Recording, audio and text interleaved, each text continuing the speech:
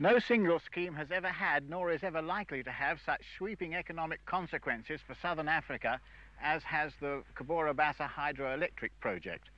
The dam is a concrete arch structure. It will contain 850,000 cubic meters of concrete when it's finished, and the crest of it will be 1,000 feet long and approximately 16.5 feet wide at the top. The bottom, incidentally, is about 70 feet wide. And it will throw back a lake of water 160 miles long and 15 miles wide in places. The lake itself, however, is only about 2/3 as large as the Kariba Lake, which is a couple of 100 miles farther upstream above the Cahora-Bassa Dam itself. However, the dam is going to do two things.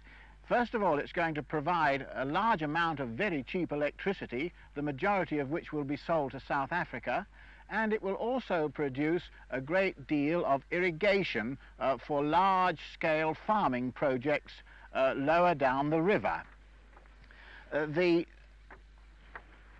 electricity will be conveyed from the dam site to a power station in Pretoria, to a switching station rather, in Pretoria, and this is a distance of approximately 875 miles. There's going to be two power lines. Each of them is capable of taking the totality of the power that is required by South Africa. Initially, the powerhouse, which is going to be underground, about 400 feet underground at Cahora-Bassa, it's going to be capable of producing 2,000 megawatts of electricity. The electricity will be generated by five generators, each of them capable of producing 4 megawatts each.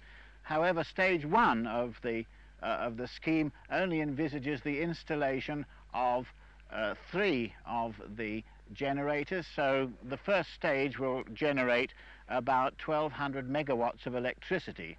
The first stage, the completion of the first stage, will take 5 years.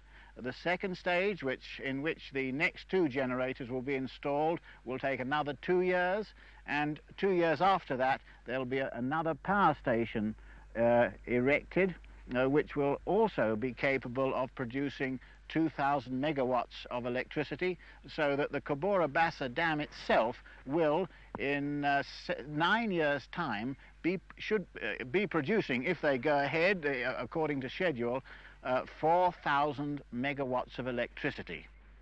The Portuguese themselves have been working on this project already for 10 years and have built up an enormous amount of data, some of which, for instance, is contained in this book here, which shows what minerals have been found, where they've been found, what the plans are for future development.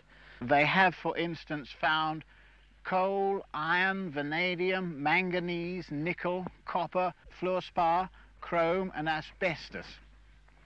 They envisage a number of these minerals will be processed on the spot, and, for instance, large amounts of pig iron will be shipped downstream to be sold in various parts of the world.